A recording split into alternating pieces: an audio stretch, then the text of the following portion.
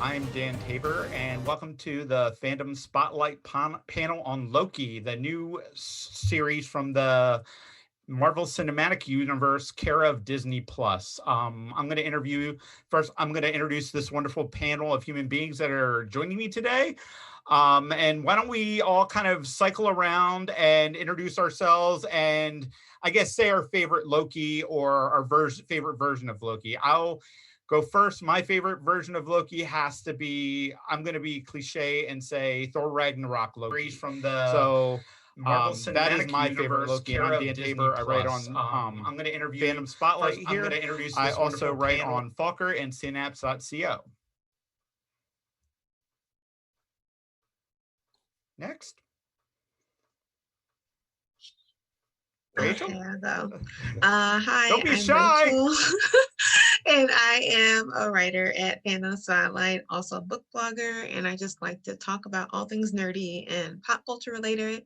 And like Dan's answer, I'm going to go with the Thor Ragnarok version of Loki, but I'm also really interested in this new version of Loki that we're getting in the series too.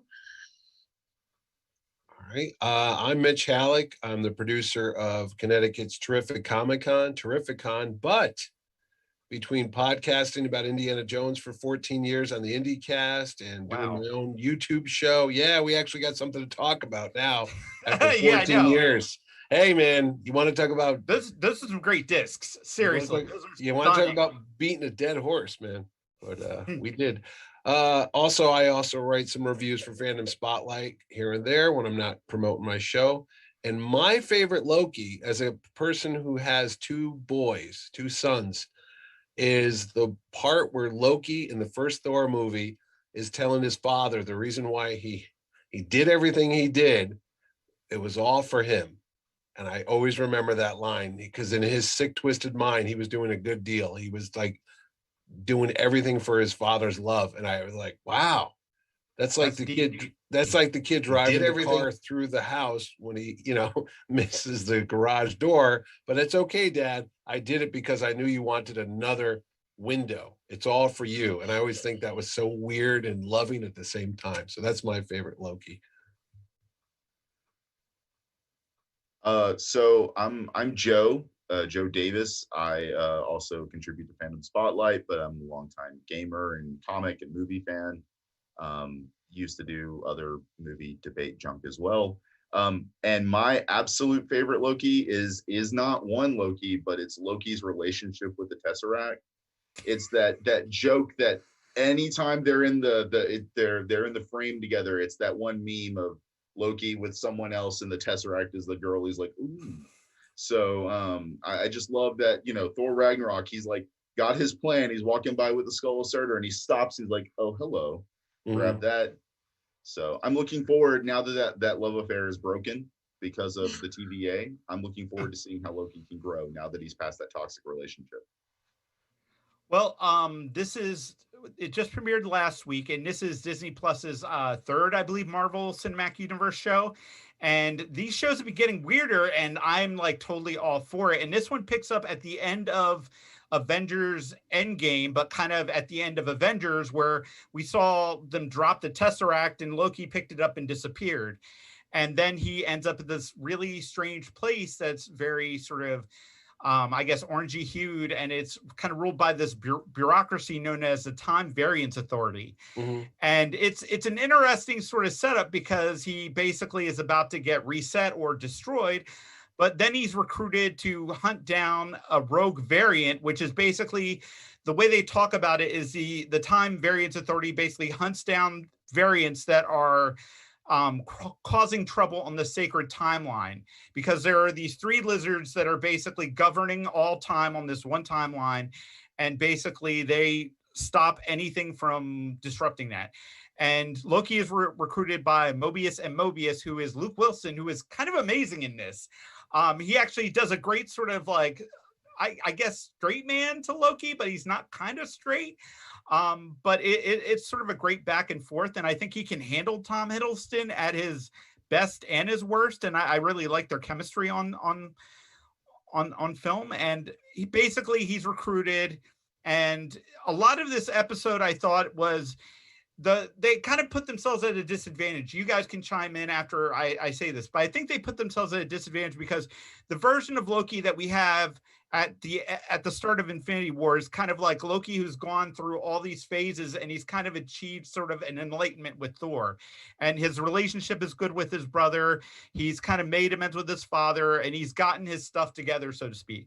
And basically, that version is gone. Now we're with Loki, who is at the end of Avengers, which is kind of like the worst version of Loki. But the script writers kind of, and it's actually the same script writer who is going to be the writer on the new Doctor Strange flick, which I'll get into a little bit later. But basically, this whole thing is character development to get Loki to a point where we can actually sort of like gel with him again, because if you remember Avengers he killed a lot of people. He was a rough dude. So they had to kind of and they spend like a good 40 minutes just getting Loki up to speed. And I will say, I've seen both episodes. So next episode is a lot different, whereas this episode is more sort of backlogged with this character development. What did you guys think? I absolutely loved it. The development is actually one of the biggest concerns I had when this show was first announced, because we had all this progress with Loki as a character and build up and stuff, and then suddenly, dead. And then we're told he's coming back and all this other stuff, and kind of they trickled out kind of roughly what it was going to be, and even in Endgame you could kind of see which Loki it was going to be.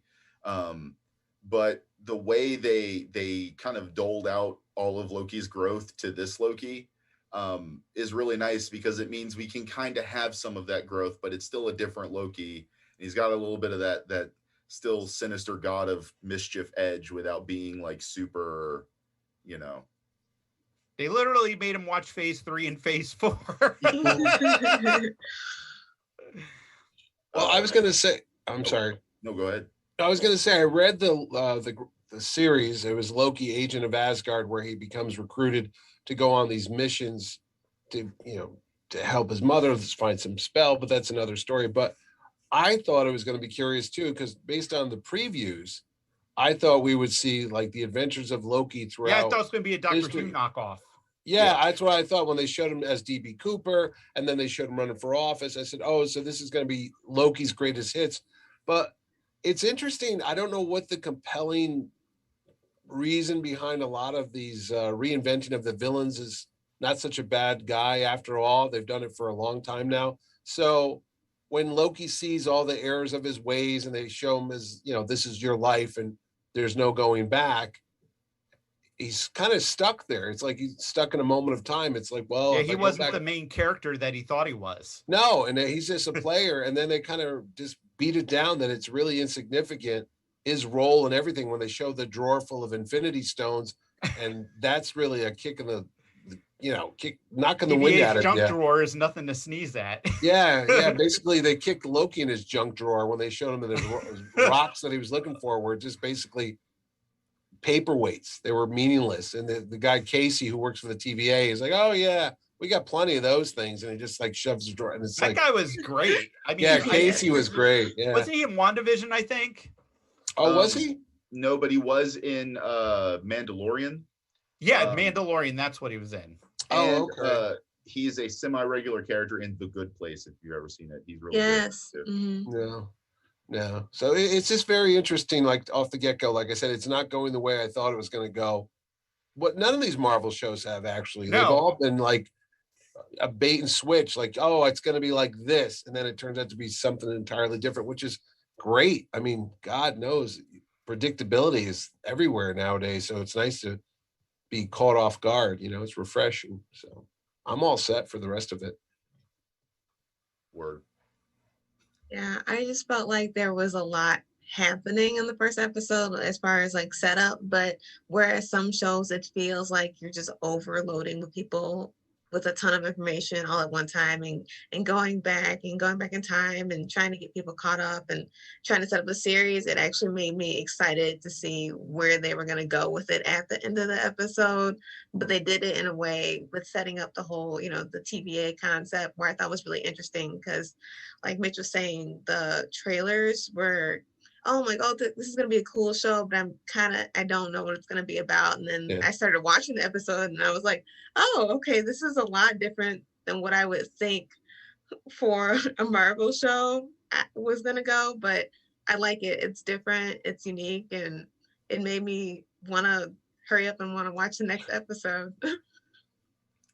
Yeah, I was lucky because I'm in a couple critics guilds, so we got to see the first two. So like we saw the first one, which was all this exposition, which isn't bad, but then we actually got to see the next episode, which kind of introduces like the real meat and potatoes, I think. Because usually when they screen stuff for critics, they usually kind of get you to where the big sort of thing happens and then kind of like pull you out from there.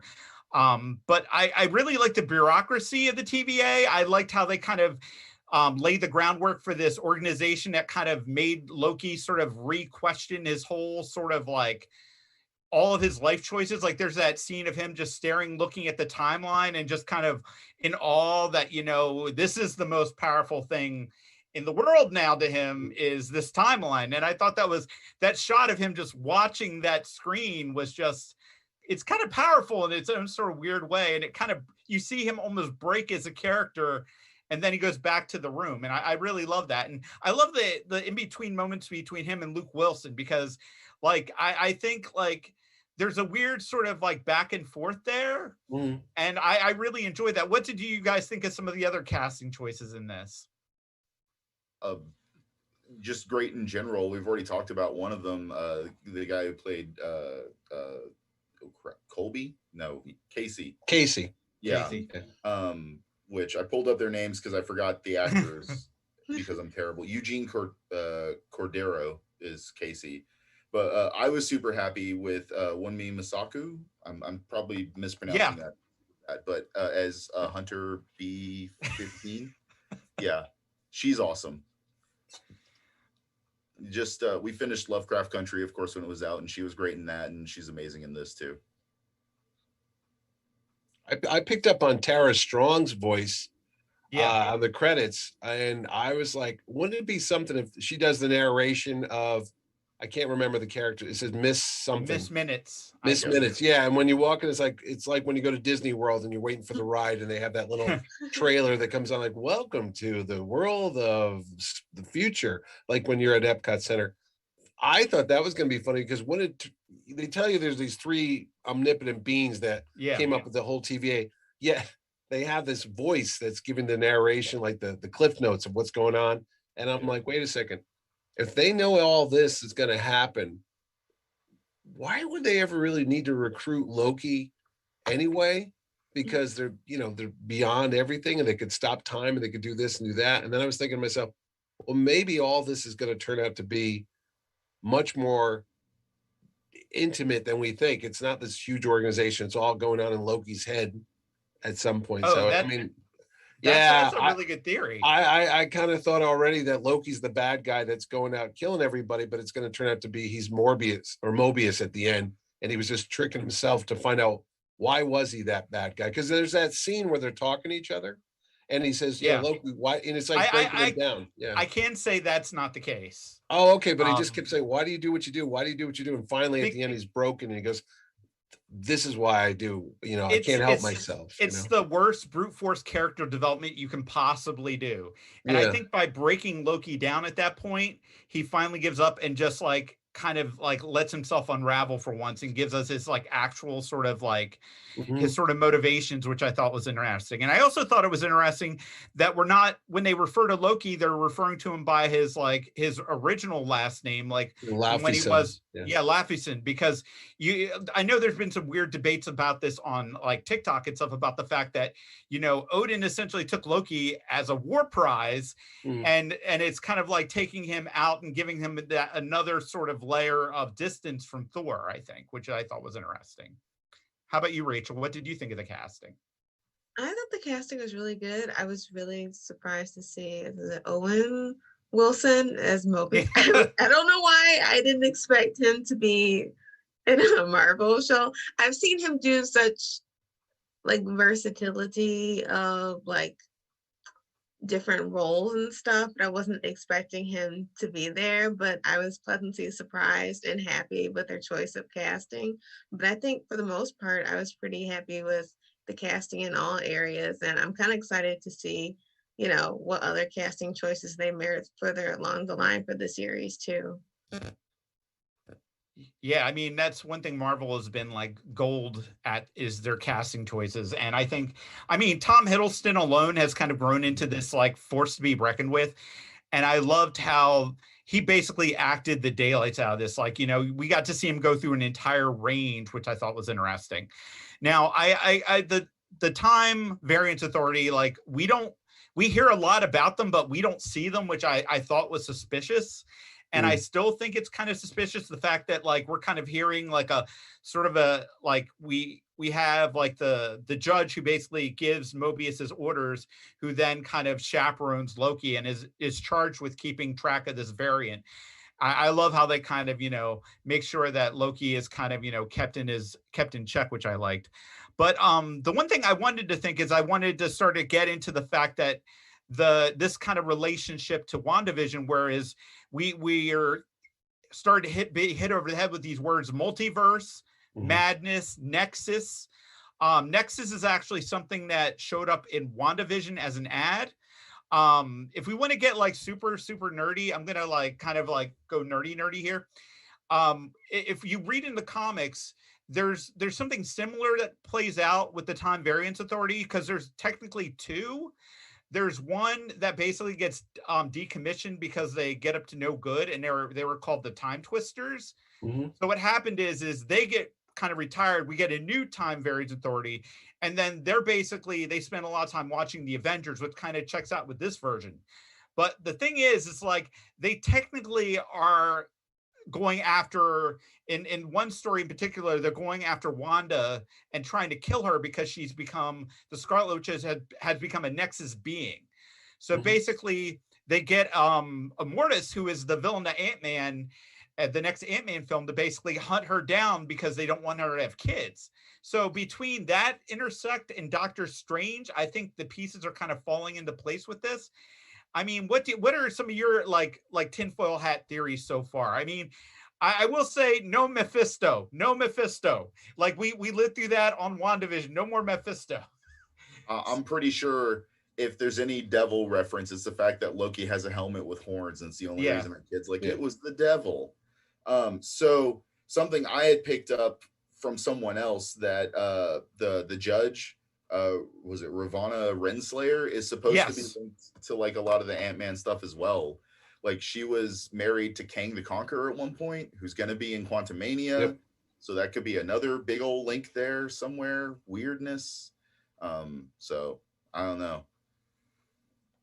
Yeah, we're kind of getting set up here for Quantumania and the Multiverse of Madness, which are the two big heavy hitters coming up. Not Black Widow, strangely enough. We haven't heard anything about Taskmaster in a while. No. I keep hoping. When I saw Nexus, I keep hoping for the Nexus of Realities, because I'm a huge Man-Thing fan from the 70s. So I'm hoping eventually Marvel's going to get into their world of monsters, and we're going to see that become a part of it all. Because that would be cool. Imagine doing a 10-part Disney Plus series about a creature who can't speak and just burns people that know fear. That'll be interesting. That'll be. I mean, we just got Magicians, so I wouldn't put it by them. Hey, I mean, you have Blade coming, and all you got to do is introduce Dracula, and then you've got Werewolf by Night. You've already got Howard the Duck, because he was a big part of the Man-Thing storyline too. Where are they going to go with this thing? Well, obviously, like you said, they are setting us up for the whole concept of multiverses, and there's a whole dark edge coming to the whole Marvel universe, because we've already seen the Scarlet Witch get that, evil magic thing happening already. And now we've got this about to happen with Loki. So yeah, this is maybe Marvel's turning to the dark side. This is going to be their evil series, the Dark Avengers or something like that. And we're getting Moon Knight as well. Yeah. That's what I mean. Yeah. And Blade. So yeah, maybe they are setting up this whole too, have been Thunderbolts in the past. So that's one thing I keep hearing. People are like, oh, maybe we're going to get a Thunderbolts eventually. And that would be awesome. Yeah. I think that villain stories are just really popular and continue to be more popular. Even growing up, you always just, they always like, oh, good versus evil, but it's never just as black and white as you think. And I think a lot of people are always wondering about like villains because sometimes they're portrayed in kinds of media as very like one dimensional, and they have this one end goal, and they just got to defeat this hero, but like how did they get that way? I think it's just going to be a continual thing where people are just wanting to see more backstories, and it's a nostalgia factor of a lot of stuff that they grew up with that they're wanting to. That's kind of like why we're getting all these like Disney villains movies. Like we've asked for this years ago, but yeah, it's interesting. Well, Loki said he brings this up a couple times because in his mind he's the hero. I mean, he doesn't see himself as a bad guy, and he goes back to that whole bit that he had in the first Avengers movie about freedom is irrelevant. People want to be ruled, they want to be led, they want to serve people. They don't want to have the hard world of choosing what to do. They want somebody to do it for them. So he thinks he's actually the good guy. He thinks he's trying to help people. He's like, look, I want to rule the earth because they can't handle it. Let me be the father figure. Let me be the one that tells them what to do and what to say and eat and drink. They can't handle it. So I'm actually a good guy. And he finds out, well, that's not really the case when they show him all the things he's done too. But somewhere along the line, he's got different motivations in each one of his appearances throughout the Marvel Cinematic Universe. The first time he wants to rule Asgard and get his father's love. That's what he's really trying to do. He's trying to outshine his brother Thor. And then in the dark world, he's still kind of doing that. He realizes he screwed up, but then his mother dies and then he teams up with Thor and then they go after the dark elves. Every time you see Loki, even though they tell you he's the bad guy, he really isn't in a weird way. I know he killed a bunch of people in the Avengers movie, which was really kind of out of character. They bring that up. He's like, oh yeah, that's right. He did kill 85 people. And then Thor said, well, he's adopted. Came back. So, yeah. I mean. Well, no, I don't think he did. After this watching, I think that Coulson is a different timeline that we watched on the Agents of S.H.I.E.L.D. Yeah, they wouldn't they have mentioned that to him right there? Oh, by the way, that guy he killed? It's okay. He came back. I think it was more of an object lesson to Loki to kind of break him. I think Mobius was really trying to break him in that room so that way he was more manageable. Because I kind of got the impression that it was kind of like, and spoiler alert, they talked about this at the end, but they're basically hunting another Loki. Yeah. So basically they need Loki to hunt Loki, which I thought was interesting because from the previews, like you said, you think they'd be like doing a different adventure each week, like Doctor Who, maybe going to a different time period. No, he's like hunting himself in this weird sort of thing, and he's the Loki expert, which I thought was a really interesting twist because it makes him basically look in the mirror like really, really, really hard, and I really like that sort of like dynamic. There's a really good thread involving the whole, I guess you could call it the Odinson family. Yeah. Where like Thor is always like the idealistic one, but there's a line in Ragnarok that I always think of where Hela mentions that Loki sounds like their dad. Yeah. And I was just like, yeah, it's very true. Because if you look at, all of Loki's ambitions, it's either to please his father or to rule. And like, that's always been Odin's thing back in the day. Like Odin now arguably is probably a little more Thor-like because he's like best interest, blah, blah, blah. But he's still very Loki because secrets, deception, and he knows what's better for these little mortals. It's not that, it's not like they can rule themselves. If it wasn't for me, they'd have way more problems and blah, blah, blah. So he is way more benevolent than Loki, but Loki and Odin have so much more in common. And it really shows that like all of Loki's personality, the worst personality traits probably come from Odin. Totally. I'm 100% on with that because Loki, he's a weird nut to crack, and I think this show, or at least the first episode, does a really good job at sort of deconstructing him and kind of putting him back together as this new character who then we're kind of okay with following his adventures in the next one. And I really liked how they did a lot of exposition on the TVA too, because we haven't heard of these guys until this whole thing happened, which is kind of interesting. But Marvel is sort of like they sometimes they go for the deep cuts. I remember about how many years ago when they said that they're making a Guardians of the Galaxy movie, and they were like, "Why are they doing that?" And now it became one of their biggest films. So I mean, the TVA is definitely something that's existed in the Marvel comics, and kind of them sort of wrapping it into the MCU and then kind of establishing those rules and kind of giving it a new sort of like way to kind of work into things, which I thought was interesting. So I guess we might see this. And I mean, what are your thoughts on some of the, like, do you think it's because that they're doing these as like shows that they feel like they can be more sort of experimental? Because I think WandaVision was probably one of the most experimental things I thought they did in a while. And then Loki turns out to be this really weird character study.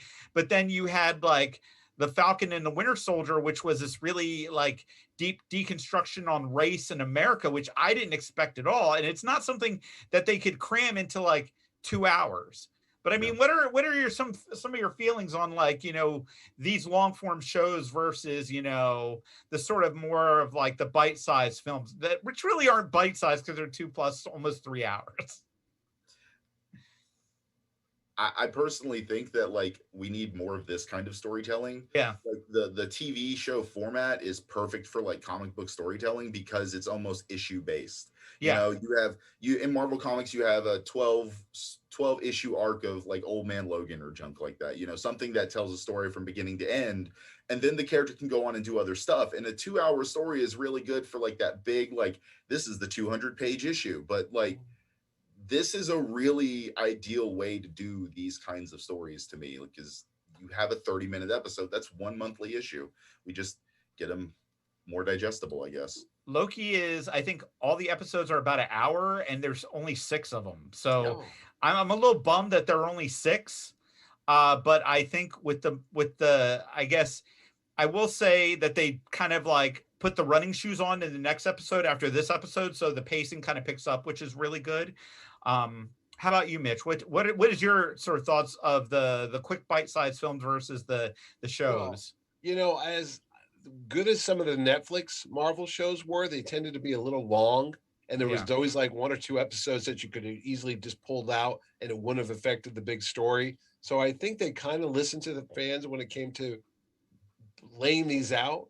I wanted Falcon and Winter Soldier to be 8 episodes. I was kind of sad that it was only 6. And then when you just said this is only going to be 6, I'm already saddened because I'm like, oh, but they're like an hour, so that's not I know, bad. but I want to go on. And when you want it to be 8 or 10 episodes, they don't give it to you. But when you're watching Iron Fist and it's episode number 7, and you're basically chewing your arm off, so you can get away.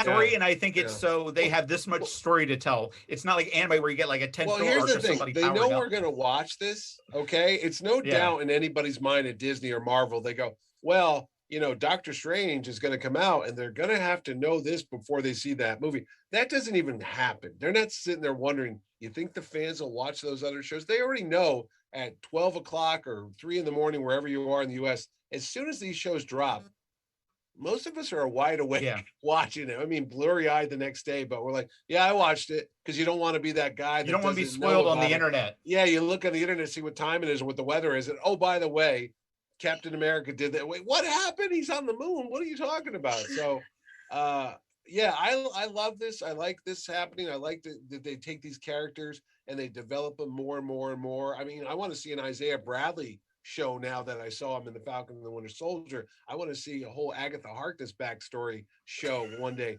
I mean, they've made so many of these interesting little obscure characters on the side that they leave you wanting more. It's just like going to Disney World. No matter how many times you go, as soon as you leave, you start thinking about, when can I go back again? Because I missed something. And that's what these shows are like. It's like I watch them the first time, then a couple hours later, I'll watch it again. And then before the next episode, if there's time, I'll even watch it 3 times. That's crazy that you've just spent 3 hours watching the same thing. But then again, I've watched Endgame and Infinity War a lot more than I'd care to say in public. But yeah, it's always. I'm just glad that they're taking these chances now with these characters that we wouldn't normally see. That, I mean, when you're making like $1 billion blockbuster, you kind of have to sell the popcorn and make the crowds happy. And I think with this, they can do like weirder episodes, like some of the stuff in WandaVision. Yeah. And I mean, like, you know, not only have a female protagonist, but put her through these situations and stuff that aren't necessarily something, you know, that they would even like consider. We haven't even gotten a Black Widow film yet. Yeah. So, yeah. Rachel, what are some of your thoughts on the two like ways of storytelling we've been seeing? For me, I like I'm always kind of iffy when things get adapted, but when it's longer form kind of stories and like it's very dense and there's like a lot to unpack, I honestly prefer TV shows rather than movies because I feel like it's like you guys said, it's really hard to pack that so much of a story in the movie, and sometimes I end up feeling lost when they're trying to put so much information into one movie for maybe that was something based on, let's say, like 3 books that were like 700 pages. It's really hard. But with the TV shows, I like Marvel's experimental nature and the way they talk about different topics and highlighting like smaller characters that you don't normally see highlighted. Like you said, in the movies, they kind of get shuffled to the side. I like seeing like side characters get their time to shine, whether it's like in a TV show or it's like a short web series or something like that. It's cool and it's fresh and unique, and that's something that keeps like regenerating these stories, because I feel like if you're always telling them the same well and always like rebooting them or using like the same format, it's like, why are you trying to tell the same story again if you're not trying to shake it up or do something different with it? It's funny. I just want to jump in real quick. A friend of mine in Australia, he's not a big Marvel fan. He's more of a DC fan. There are those people out there, believe it or not. He sees this and he goes, "Oh, that whole TVA thing, they kind of ripped that off from Legends of Tomorrow. And they had a character just like that." And I'm staring at him going, "Well, actually, they came up with a TVA back in 1986 when Walt Simonson wrote a story for the Fantastic Four, blah, blah, blah, blah, blah, blah, blah, way before the CW." And I was, I didn't know that. I'm like, I'm just saying, if you're going to start calling it out and saying they ripped off Legends of Tomorrow, I said, the only difference is Marvel does it better. And that just blew up the whole argument. It's like, oh yeah. So I'm also a huge fan, and I actually forgot exactly what I was gonna say. It's the idea that with these shows too, they don't have to almost like pigeonhole the movie into being an action film. Like, because that's the thing with all the Marvel movies is like, yeah, they may have deep tones and stories, and there's a lot that's being unpacked, but at the end of the day, they're received, treated, and advertised as action movies because they're superheroes. But like, the only one of these 3 series that I came into it going like, this is going to be like an action story is Falcon and Winter Soldier. I know there's fight scenes in like WandaVision, and there's gonna be fights and I like straight up fights in Loki, but like that's not their point. Like that's just gonna be like one conflict. That's not gonna be the arc of the whole story. As we're Falcon and Winter Soldier, you know, it's like soldier espionage stuff. So I'm expecting a little combat every episode, but that I think that makes it like a nice change of pace and allows the grander storytelling of the Marvel universe to be treated as more than just a collection of, you know, rehashed action films. Ooh. But yeah, it I don't know. That's just me though. Here's a question for you. Would you go back and watch them all in one sitting if they took out all the credits and all the breaks and just said, okay, here's a 3? I think Falcon Winter Soldier, if you watch it end to end, is about 3 hours. I thought you were talking about the whole MCU. I'm sorry. No, I'm just talking about these shows like WandaVision. I thought about it like, hey, you know, I got nothing to do. I'll just hit play and let it go into the other show. I already know it's how it's going to end. But I don't know. I mean, if you had to package these up and sell them overseas as a standalone movie, you're basically describing my summer vacations with my wife.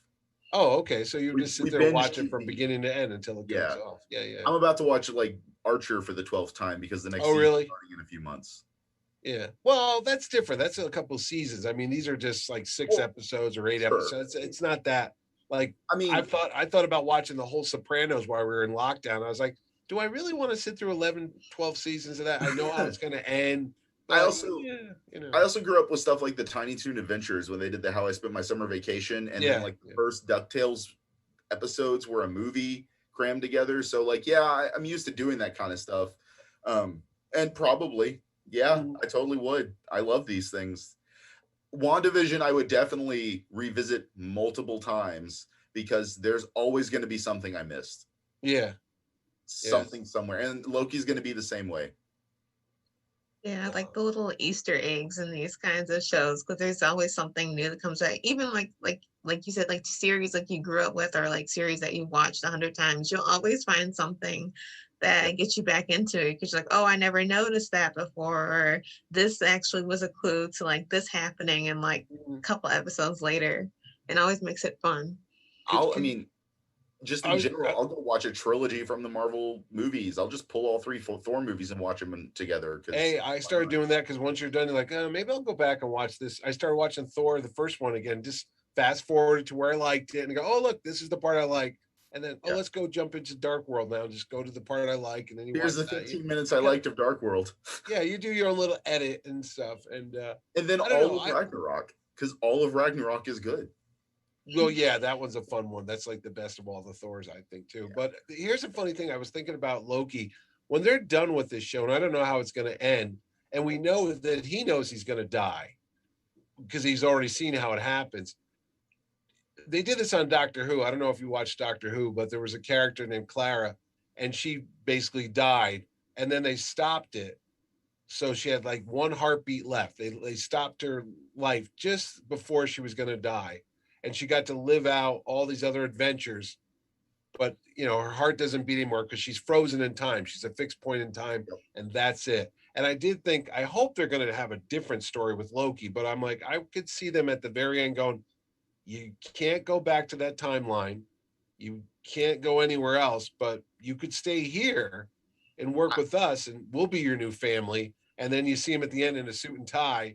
And he's got Mobius. He's the next office over. Like Mobius is there with his desk. And hey, what are you doing? I don't know. They got their little bag lunch, and they're going in the break room. And there's Casey. And hey, Loki. Hey, what's up, Case? And they're just hanging out. And that's how the story ends. He just doesn't rule the world. He just becomes another little worker bee in the rest of the thing. And he just gets a job. He goes home to his apartment, and he becomes everybody. I have a theory on how the show's gonna end. I could be way off, of course, but I think it's going to be the Lokis and Mobius tearing apart the TVA, basically. Oh, okay. That they're going to find out the TVA is up to some shady stuff, because I didn't even know that there were technically 2 TVAs. Yeah, I feel like this is going to be a Winter Soldier situation where at the end of the day, this organization is not going to exist anymore. Oh, they're going to take it down like S.H.I.E.L.D., like Hydra? Yeah. And that's where we're going to get our multiverse back. And then with no one policing the variants in the multiverse, Loki's just going to go like, I'll go where I want now. I'll be an adventurer. I don't care. I like that. That's kind of cool. And hence the madness of the multiverse. And I kind of feel like what's going to end up happening is like Mobius is going to be in charge of what's left of the TVA. And they're just really going to take care of the really bad ones. Like the ones that are going to go like, I'm going to time travel to kill Joan of Arc kind of stuff. Yeah, the big stuff, the heavy hitting things. Yeah. Things that are really bad to the timeline. Not just like, I didn't punch him for work on time. Well, did you notice they kind of gave Cap a pass because they said unless it was really a major deviation from the timeline, they kind of let it slide, And they showed that little animated cartoon, and they showed the guy going off the track, and they're like, as long as it doesn't go over the red line, we're good. So Cap dancing with Peggy. One of the explanations was late for work. Variant. Yeah. But I'm like, Captain America going back to dance with Peggy Carter. It's okay. It's not they were expecting that. That's part of the timeline. Yeah. I guess he even asked that. They go, "What about the Avengers?" And she's like, "Well, they were just doing what they were supposed to do." Like, that's part of the prime timeline. Come on. Oh, okay. Well, there you go. So time travel stories give me a headache. I always kind of get a little like, oh, what's happening now? I don't understand. At least they're just leaning into it. They are leaning into the weird, and that makes it better. When they try to be super serious about it, like Terminator level serious, that's when it starts being like, oh, come on, man. Because every time the Terminator messes up, I go, couldn't they just go back a minute before he screwed up and then fix that so he doesn't do it again? It's like, well, you'll just keep doing this again and again and again. I think the Terminator is supposed to be the modern retelling of the time machine, where it's like you can't fix There's it. That's There's no it. fix. There's no fix. We're done. Because then you couldn't travel in time. But no, I at least, like I said, the whole like Mad Men aesthetic of the TVA and everything, they're leaning into the weird, and I absolutely dig it. Well, the other thing is too, where does this other Loki who's going rogue and killing everybody? What timeline's he from? Yeah. That's why I was like, I don't get I'm this. confused. Right now. Yeah, right.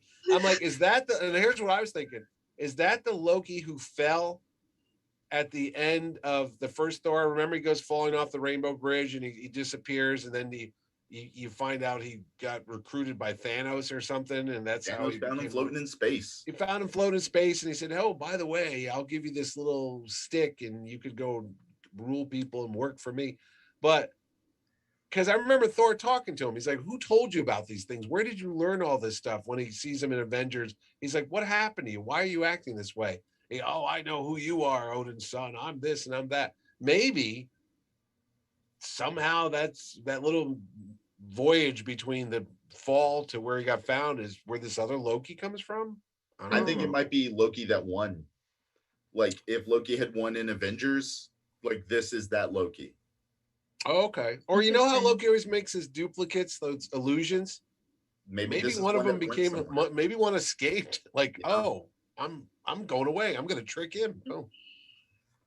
But yeah, or like Loki that won at the end of Endgame, or Loki if none of the crap in Ragnarok ever happened, or it could be any myriad of, it could be a Loki from a timeline that we don't even know about because variant started way back before we even had, the MCU. Wow. Yeah. That's a headache already just thinking about it. Yeah. Yeah. Because when they're talking about variants can start from something as minuscule as like tripping over a crack in the sidewalk. Yeah. Like, I know.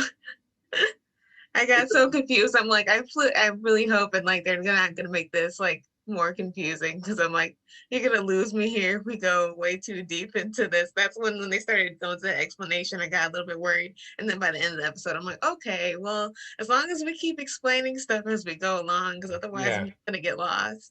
So I'm still gonna lean that it's possibly Loki who won at the end of Infinity War, or not Infinity War, the first Avengers movie. Yeah. Because the part of the reason Loki that we have as our protagonist, Loki, two Lokis is gonna get weird. He's humbled because he lost. So when he's like, "Oh, there's a greater power than the Infinity Stones." Oh, okay, wow, I'm a little devastated.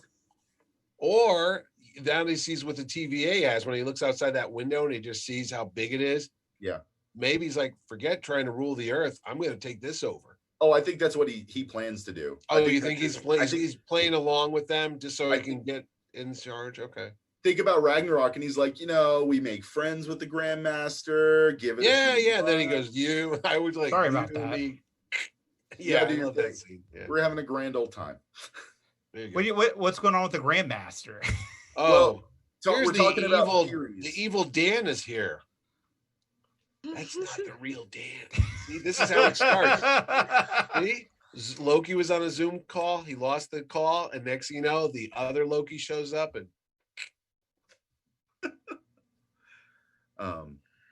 But no, I think our current Loki wants to take over the TVA. That's like his ultimate goal. Yeah. And yeah. I think bad Loki is Loki that won at the end of the first Avengers. And then, of course, he's not a good ruler. So things didn't go as planned. The world is messed up. And he's just like bored now. It's like Conan at the end of the Conan movie, sitting on his throne, just like, what do I even do now? So then he discovers the TVA and he's like, oh, you mean I can mess with the timeline now too? Okay. Theories. Okay. I don't want to confirm or deny anything. No. All right. I don't want that. I want to be proven wrong or right. Either way is fun. Yeah, because in the next one, it's all about like them hunting the other Loki and which Loki is the superior Loki. Yeah. So it's basically like them kind of comparing, well, this Loki did this. Well, this Loki did this. Well, I'm going to do this. Well, that Loki's going to do that. So it's like this weird sort of thing where like remember how when Mobius introduced himself, he's like, we only hunt really dangerous variants. Yeah. Well, Loki kind of starts to read the subtext in that, and he's like trying to prove himself as the more sort of like worthy variant here when, you know, they're hunting the other variant. Right. So it's really interesting what they do. And I think like then it kind of jumps again. So I'm kind of wondering like what the whole sort of like the show is kind of like by the time you finish the second episode, you're kind of like wondering where the hell it's going to go at that point. Like you're kind of like, I remember like we watched the first one, you're like, oh yeah, this is good. And then you watch the second one and you're like, shut the front door. What the?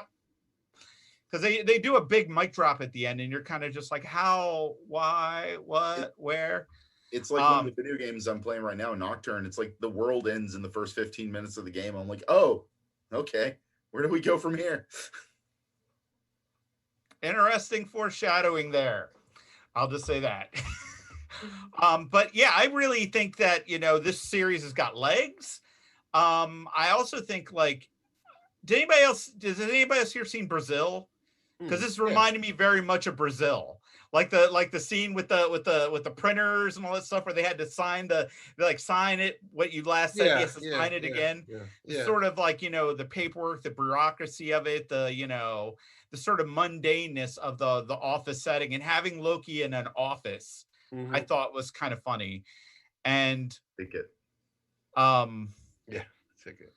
Yeah, and yeah, Ticket. And that's a Indiana Jones thing too. No ticket. Yeah. No, I love the fact you had to go through that line, that snake line, because I was thinking of Disney World. When you go to, sometimes there's nobody there in the ride, and you still have to go back and forth through those chains to get to. Like, can't you just let me cut all the way to the front? Like, no, you've got to go. Has anybody read the posters in that area? Yeah. Because the posters are really grim. Like some of the stuff that the TVA has up in the areas, you're just like, wow, that's dark.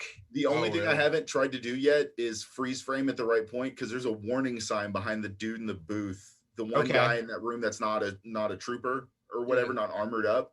The guy with the glasses back there, like he's got a warning sign back there, and I want to pause it and zoom in and try and get a clear version to read what that warning sign says. Where does everybody stand on Peggy Carter? Is that Peggy Carter? I don't think so. I heard that too, that she was there. Yeah, there's something that you can see a woman being walked away in one of the scenes in the TVA, and they were like, that's got to be Agent Carter. I mean, it's one of those things where I don't see where it would fit into the whole like scheme of things, unless like, you know, I think the scroll being there is a bigger indication of something up than someone. Oh, yeah, because when he first shows up, there's a scroll variant. There is, getting grilled. I also, my wife and I were talking about, I'm like, it would be awesome if that snotty dude that's like the warning sign for Loki to carry his ticket was Flash. Because he's constantly like, do you know who my dad is? He's on the board of Neiman Marcus, and you're in trouble when you get caught doing this crap to me, and blah, blah, blah. Because that feels like the Flash Thompson we have in the Spider-Man movies right now. Yeah, I don't think. I don't think that's the last we're going to see of him, though. Probably not. There's probably going to be 32 other variants of that guy. Yeah. So. Yeah, I liked how they're kind of like, I mean, they're kind of introducing all this stuff because, you know, one day they're going to bring mutants into the mix. That's the whole multiverse thing. They're kind of through all the X-Men films on Disney Plus to kind of like get everything ready and primed. And I still think that's Quicksilver. Like my money is still on.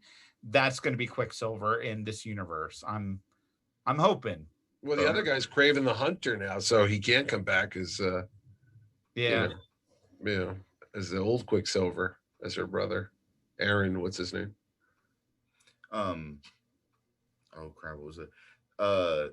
So do you think also they're going to use like Deadpool as like that bridging gap, since Ryan Reynolds is still going to be in the Deadpool 3 and blah blah blah? Do you think they're going to try something like that?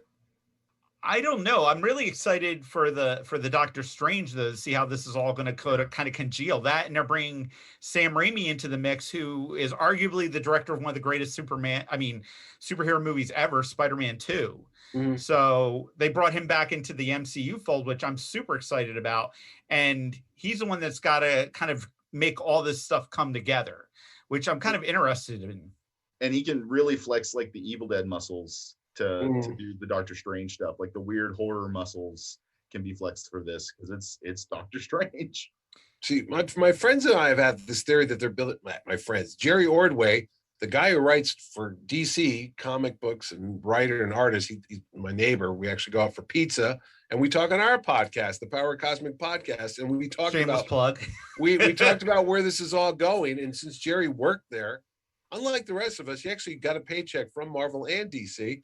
And he says to me, they're just building this up for a big Fantastic Four Galactus reveal at the end. I go, wait, what? He's like, look, Yeah, you got this. I've actually had the money on that too. Yeah, he's like, you got the Celestials coming up. They're introducing these multiverses, so you get the whole idea that there's more than one thing. And everyone's like, well, where were the Celestials when Thanos was here and the snap came and all this? And in the TVA, you're expanding your mind with all these movies to this big concept of this giant universe and what could be bigger than all of it. And then you're going to find out, well, here comes Galactus. He's going to eat everything. What are we going to do? Oh, by the way, there was these 4 people that were trapped in this negative zone that you didn't know about. And now that we've learned about all multiverses and parallel dimensions and time, they're coming back. Oh, they're called the Fantastic Four. And that's your big, but bang, all this is leading up to that reveal. And I was like, well, that sounds good, Jerry. Do you think so? He goes, oh, yeah, you watch, you see. It's like, who could be bigger and better than Thanos? I mean, Galactus is pretty much like... Yeah. There's only a handful of villains that are at that tier, and Galactus is definitely one of them. Yeah. Especially ones that have been part of Marvel itself for a long time. Because you could argue like Null is like a big deal as well now, but like he's so new. We got like a backstory. We have a backlog of big villains to go through. Yeah, and I mean, everybody's at a respective power that they need somebody like to kind of makes them flex their muscles, because I mean, Thanos is kind of top tier as far as Marvel villains goes. Yeah. And he's kind of hard. It's a hard one to beat. And the only one that could kind of challenge this new sort of like group of superheroes would have to be Galactus. I mean, they're getting more into space. I mean, Love and Thunder, I think it's going to be a bit in space. Mm-hmm. And that's going to be a whole interesting thing. I think that just wrapped up shooting. And another point I wanted to kind of bring up is that sort of throwaway line by Mobius about Nightmare, who is the big bad of the Multiverse of Madness. Oh, yeah. So it's like there's lots of sort of like, I mean, I would say that's a little bit more of a Easter egg than some of the other stuff some people are kind of jumping at in this. The fact that they're sort of priming the kettle for all this like weird stuff to come out. And I'm on board for the weirder we get, the stranger we get, and the more like sort of, because these are the kind of stories like comic book fans really love, I think. Like we want things to be a little bit more complicated rather than, such just white and black. Like the fact that Loki is now the protagonist of the show, and he's trying to get his stuff together, and he's trying to take on this evil variant of Loki. So do you think they're going to start using these shows to set up for the big tentpole movies like they did with they were supposed to with Agents of S.H.I.E.L.D., remember? Yeah, because I mean the first 2 seasons were so intertwined with what was happening in the Marvel universe and stuff, but it definitely feels like, now granted, Black Widow's not out yet, and there could be hints to what's going on in Doctor Strange as well, foreshadowing there, but like there you could find something in every one of these series so far that's setting up for like the Doctor Strange thing, which even though it's not like the big team up movie, it does feel like it's that for lack of a better term, nexus point movie where like after Doctor Strange, nothing is going to be the same again, kind of big deal. So it kind of feels like the shows are really more guiding into these now, and they can let the movies breathe on their own as opposed to just being setups for the big tentpoles. No one's even pointing to this. And this is something they have to address because there was no way out of this one. With the multiverse and different dimensions and different characters coming from other places and taking over, has anyone thought the whole idea of Wakanda Forever for Black Panther 2 is to bring in a parallel dimension to T'Challa? Maybe it is Michael B. Jordan coming in because he was the real Black Panther. Shuri has to get the mantle. Shuri has to get the mantle. I'm just thinking, I mean, you know, you can say, well, he was the bad guy and Loki was the bad guy. Now he's a hero. Killmonger was the bad guy in our world, but he could have been the hero in that world. So the madness of the multiverse, you bring in a different... You just broke me! Just saying. I mean, Chadwick's not here anymore, but Michael B. Jordan is. So, I mean, you got to figure that out somehow. Yet another bad villain built up by relatively minor bad decisions from a father figure. That's like most of the Marvel people, though. The MCU is all about daddy issues. Yeah.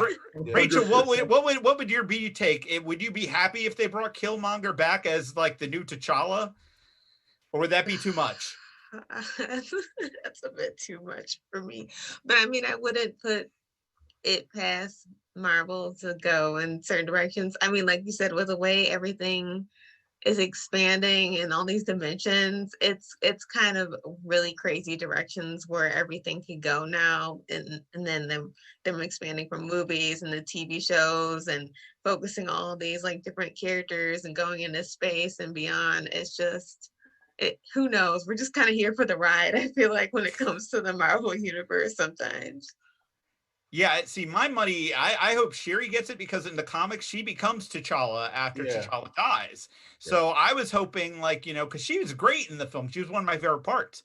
And, you know, I just, there's this evil part of me that just likes fandom to be in, like, burning, like, dumpster fires because, you know, like, they hated Captain Marvel. Now you make Black Panther a woman. Then, like, you have the fact that, you know, there was, like, I really didn't see a lot of outrage on Anthony Mackie becoming Captain America.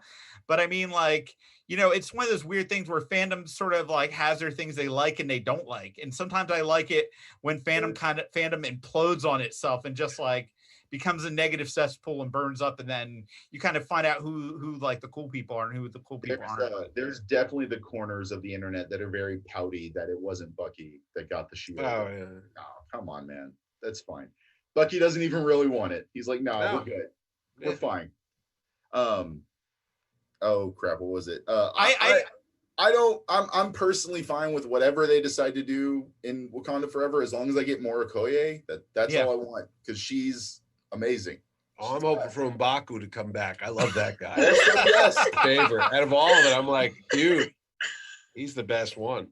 So I love it. Threatening to eat a hobbit as a joke. Okay, so I'm getting the wrap it up. So why don't we all like list our predictions for the next show? Like, what do we think is going to happen? Let's put on our tinfoil hats and make our predictions for the next show or the next episode. Well, wait a second. You saw episode 2. I'm not going to. Then I'm not going to say anything, because I was going to say, you know, if I look suspicious. Yeah. Go ahead. All right. So go ahead. I think that we're going to get like half the episode is from Other Loki's point of view of catching up to where he is, while the protagonist Loki, I guess we want to call him that, is basically going to get like a breakdown of like, okay, this is your new job, you're on probation, we're doing this, we're doing that, here's your crappy one-room apartment with a visible, like your was it Fifth Element style apartment at the TVA, with the toilet above your shower, that's a nightmare, and that kind of stuff is going to happen. That's actually a really cool idea. That's pretty awesome.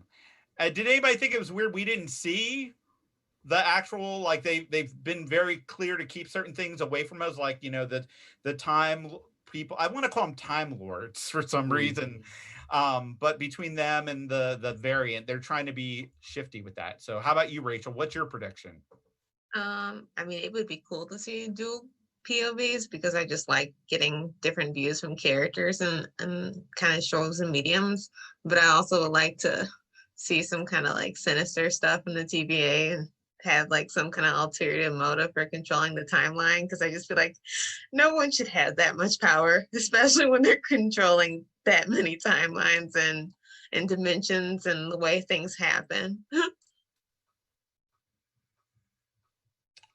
me, I think Loki's going to go back and follow himself as a little kid and just see where the evil Loki who's going around killing everybody, where it started. So we get to watch Loki in a room with 5-year-old Loki, 12-year-old Loki, and he's looking for that one day that was the turning point that switched him over where he became a jackass.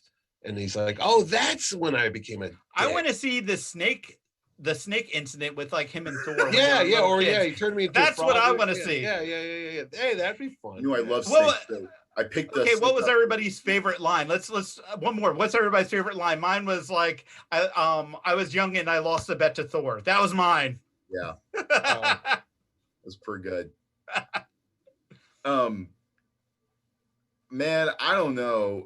It's really hard. I think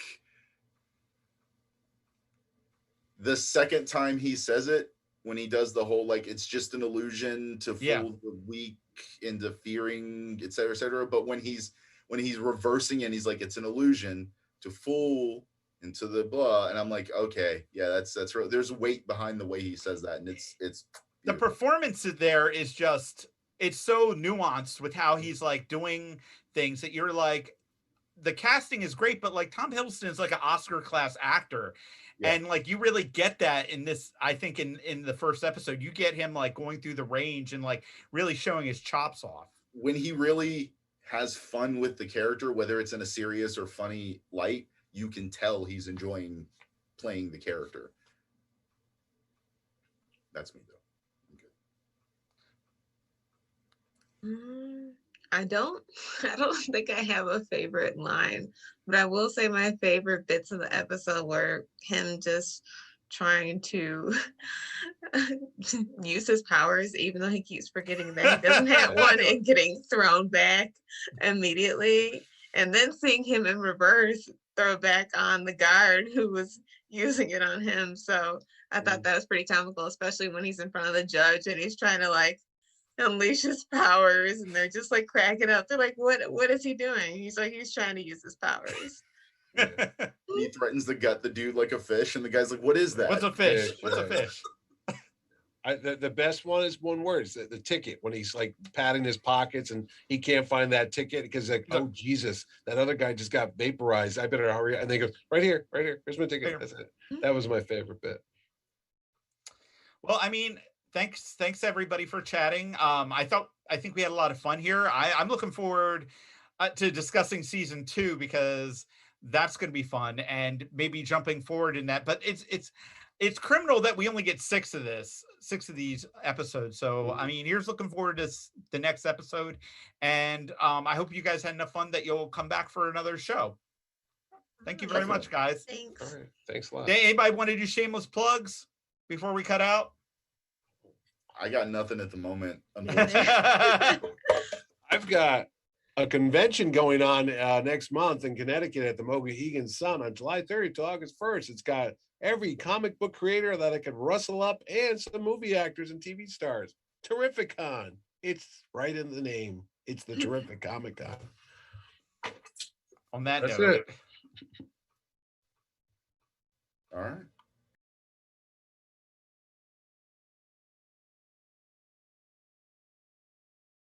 Had There you go. a lot of fun discussing Marvel and all its experimentalism in the worldwide universe of Marvel Comics. Yeah, it's going to be a fun ride. I mean, given the last couple of shows they've done, like they go from like good to great. I think I really liked Falcon and the Winter Soldier a lot too, and how that kind of picked up. So I'm just hoping this one will do the same. What did you guys think about MODOK, though? We didn't even talk. I know it's not a Disney one, but did anyone watch MODOK on Hulu? I did not yet. I've only seen the first episode, and I'm dealing with a adjacent issue very real to what happens in the first episode. So I have not been able to bring myself to watch the rest of it. All right, there. It gets better. I'll just say that. Episode 3, it gets better. The first 2, it was so depressing. I don't think this is funny at all. I thought it was absolutely hilarious in the first episode up until like the last like 5 minutes when the thing happens, and I'm like, yeah, no. Yeah, don't watch episode 2 then, because it'd really be like, ugh, why am I here? Yeah. I kind of want to watch it now. Yeah. Oh well. I think, yeah. That's it. Yeah. Yeah.